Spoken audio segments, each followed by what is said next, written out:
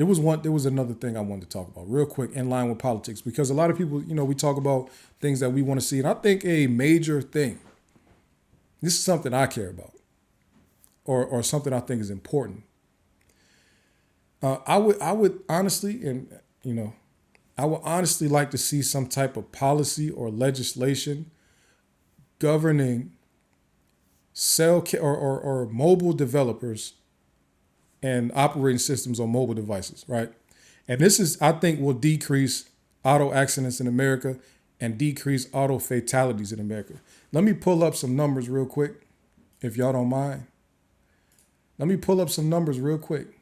Now, last year in America, right? This is how many fatalities. Last year in America, almost 43,000 people died in car crashes. Not last year, this is 2021, sorry. Almost 43,000 people died in car crashes, right? That's death. The total number of people who were in non-fatal crashes in 2022, 5.8 million people. Non-fatal crashes. The financial implication of that, the estimated total cost of car crashes in 2022 was $340 billion with a B, big bravo. $340 billion, that's what it costs businesses in the economy from car crashes. So I think it is a major issue that needs to be tackled at the federal government level. And I think the mandate that needs to come, and there should be some policy around this, what I think should happen is that mobile developers that develop operating systems like iOS and Android and any other company that decides to operate in America, Windows also, and Google, or that's Android. I think that they should be forced to set the operating system up to where if the device is moving at over 20 to 30 miles per hour, it should disable all the functions. Disable the phone. I know a lot of people like, yo, slow down, what you talking about? Because, you know what I mean? Why are you doing that? I think so many of these accidents and so many of these fatalities are happening due to people not paying attention. The number one distraction that we, and myself included, that we have in the car when driving comes from looking at these devices.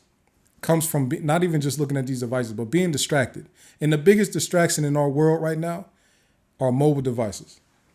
I'm not against mobile devices. I'm just saying that the government should be stepping in at this point, not just to say, hey, we're going to give you a ticket.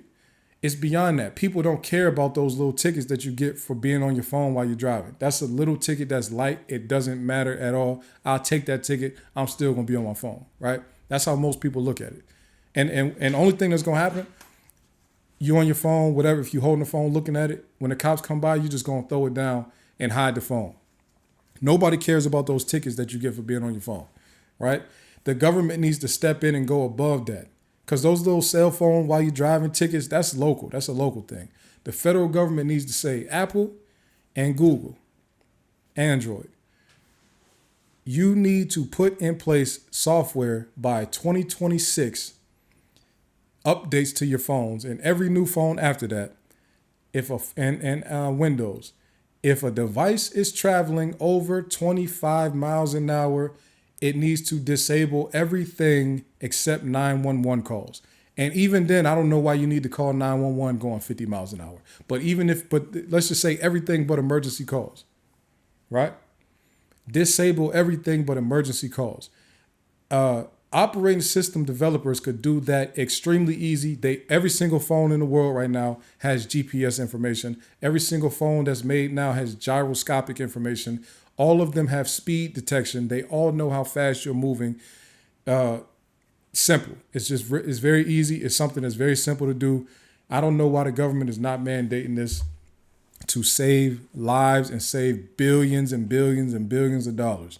Now, who's benefiting from it? I don't know, because somebody has to be benefiting from it, because if not, they would have made this change already. So somebody is benefiting from all these accidents. Somebody's benefiting from all these deaths. Maybe they like it because, maybe it helps with population control, even though it's, that's a relatively small number of people. But that's a large number of people to be dying from car accidents, right? So, almost 4,000 people died every month. That's OD. Like, come on. Let me put this on the screen, matter of fact, just in case anybody wants to see it. Just in case anybody wants to see it. Where we at here? Can y'all see that? Can you see what's happening here? Right?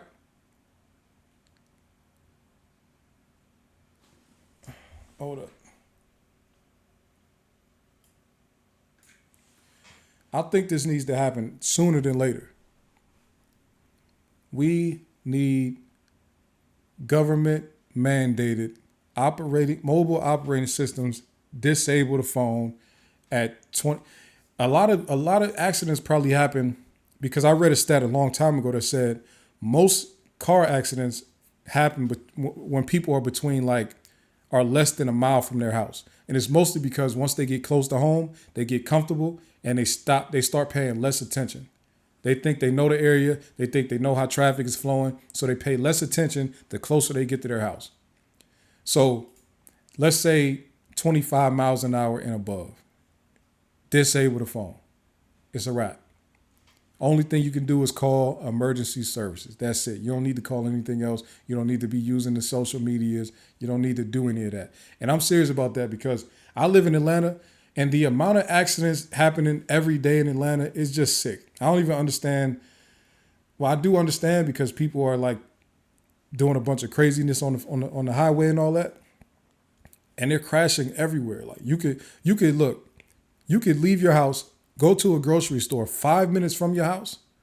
On your way home, there could be clear traffic. On your way home from a 5-minute drive, you can see a car accident in Atlanta. That's a common thing. Like these people are crashing everywhere. You understand what I'm saying? So, and that's a major cause for the bad traffic. I'm sure when they do these statistics right here, they don't even account for the traffic that's caused by these by these accidents, especially the fatal accidents. Because then they pretty much shut the whole highway down to remove bodies from the highway. So if they tried to factor in traffic, that would be crazy. And one of the main things that I want to say for anybody who might have had any pushback on this, our government does a lot of talking about gun reform and there's gun violence and all this type of stuff. Let me show. All right, so I just told y'all almost 43,000 people died in 2021 from car accidents, right? Which was a 10% increase from 2020, which means this number is going up. We talk about gun violence all the time in this country, right? But the gun data, right? Look at this. Let me go up a little bit. Hold on. Okay. So can y'all see? All right, let's look at this cool chart right here. There are 48,000, almost 49,000 total deaths from guns, right? And they use these figures, but the thing about it is over half of those are from suicide, right? 26,000 of that 48,000, this is from 2021, came from people committing suicide, right? So now, yes, 20,000 gun murders is terrible. But the amount, so the reason I'm taking suicide out of it is because a person that's suicidal, let's say you remove the gun and assuming that these are all law-abiding citizens who own guns that ended up committing suicide, if you take the firearm away, they'll find another way to commit the suicide, probably pills or something like that, overdose on something. So I'm looking at it like this. Car crashes killed 2 times the amount of people that murders kill, right? But we spend so much time talking about gun reform when really the car accidents are causing way more damage to the people. Emotionally, murders feel they hit harder a lot of times because it feels like a person snatched your life. But if you're a person that's affected by a car fatality, I'm sure that feels just as emotionally draining and impactful as a gun murder, as a gun death, right? So if we spend so much resources or so much time talking about gun deaths, we should spend double that amount of time talking about fixing the car fatality issue. And when you think about these murders, a lot of these people being criminals, they own the guns illegally. They don't care about gun laws because they're still going to get the guns no matter what because they're not following the law at all. There's no way to stop that. A lot of it. But when it comes to the car crashes, if you do what I propose, which is go to the iOS level, or if you go to the operating system level, there would be no way around it. The device itself would be disabled at the device level. There's no way around it. There's even no way for me to break that law.